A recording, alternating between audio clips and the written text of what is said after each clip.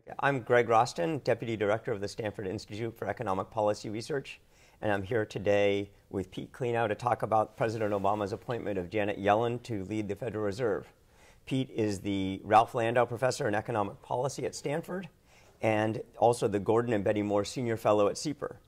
Pete's a macroeconomist who spent part of his career working for the Fed and focuses on business cycles and economic growth. The nomination of Janet Yellen came up, or the thought about the nomination. A lot of people wrote into President Obama saying it would be great to nominate a woman to be chair of the Fed. Is there anything that Janet Yellen's going to face differently because she's a woman in this role? I hope not, in the sense of, I hope there's not people who are skeptical of her. She's arguably one of the most qualified people. Bernanke was very well qualified, and I think he did a fantastic job, a heroic job. But she is extremely well qualified in the sense that not only did she work at the Fed even before she went and did most of her academic work, but then she returned to the Fed as a board member, and then was president of the district Fed, and then now has been on the Federal Reserve Board again. So she's one of the most experienced people in terms of her academic research and her 12 or 13 years of Fed policy work that I can imagine in this kind of role. So hopefully her qualifications and her intelligence, her experience, her expertise will mean that she'll be treated like any other central bank chair would. So I thought it would be good for you to characterize some of the issues that Janet Yellen will face as chairman, and might as well start with a big one. What are the biggest challenges that she'll face as the new chairman of the Federal Reserve?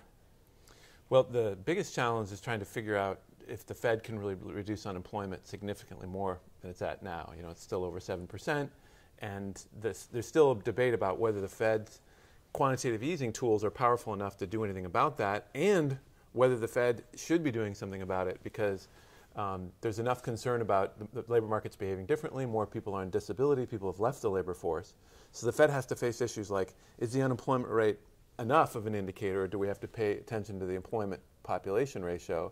If that thing's down 4.5 percentage points, even if the unemployment rate comes down to 6%, do they say we need to do more because we need to get the employment population ratio back up? So that's a challenge, because a lot of people say that's beyond the Fed's power, and the Fed shouldn't even try to address those. Those should be addressed by more micro regulatory policies. So I think it's changed a lot. It used to be the case that people said, well, monetary policy was to sort of stabilize things, and fiscal policy was more of a tool for things like combating unemployment in the big term. Has things changed since 2007 because of what we went through in the fiscal crisis? I mean, I think they have in a couple ways. One way is just the zero lower bound, the belief that because the Fed's already pushed nominal interest rates, very short-term interest rates, down to zero, that they're out of ammunition, that now the fiscal policy has to step in. And that's where you're back with the debate that they're not literally out of ammunition at the Fed. They have quantitative easing. They can still buy securities out there, government bonds or mortgage-backed securities. And the debate is over how much of that should they do and what is the real effect of that. So if there's another fiscal crisis or bump in the road or banking crisis, what ammunition does Janet Yellen have left to do? Is there anything left after the quantitative easing she's been through? But now? The tapering. Yeah.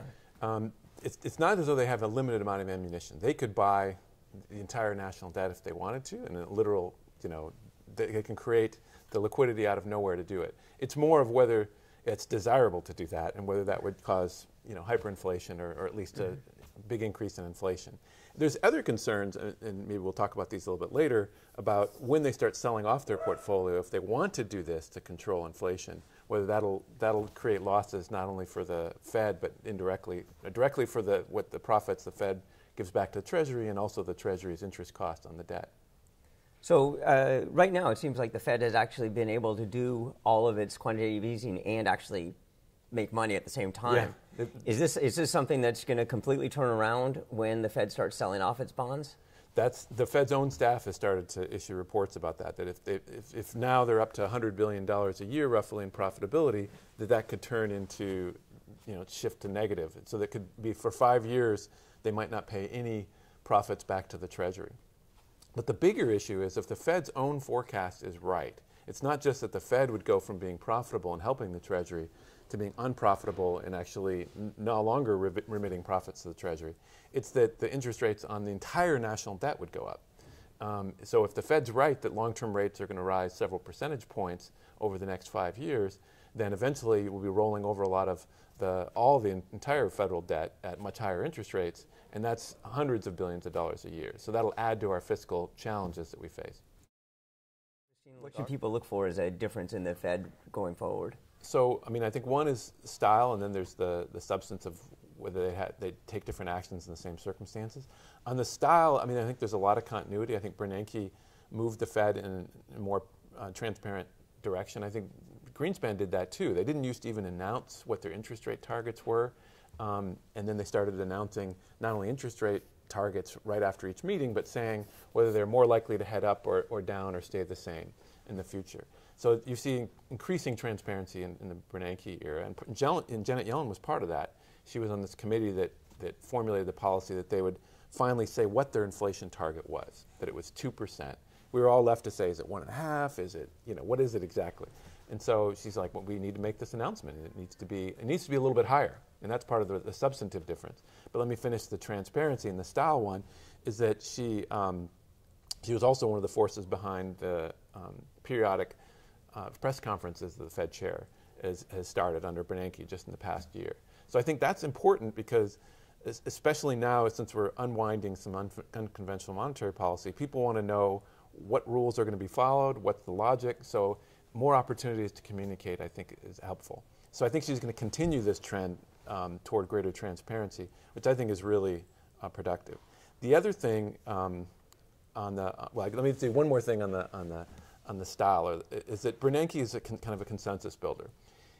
One of his lines that I loved was when somebody said, how do you feel about all these district presidents disagreeing with you? And he said, look, if everybody agrees with everybody else, then a bunch of them are redundant.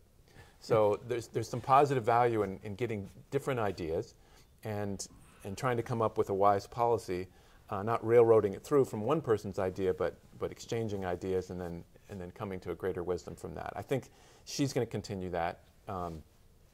And I think she also came from the Fed's district bank, San Francisco, in which she helped strengthen the research department there. John Williams is the president there. So being able to tap into a lot of the talent and a lot of the independent perspectives that are out there in the Federal Reserve System is going to make the Fed stronger, in my view. It might make the markets a little bit frustrated because the Fed is not going to speak with one voice, but I think we're going to be led to better policy. Thanks for talking with us today, Pete. It's been great, and I'm really looking forward to seeing what Janet Yellen can do in this job. I'm optimistic it'll go very well.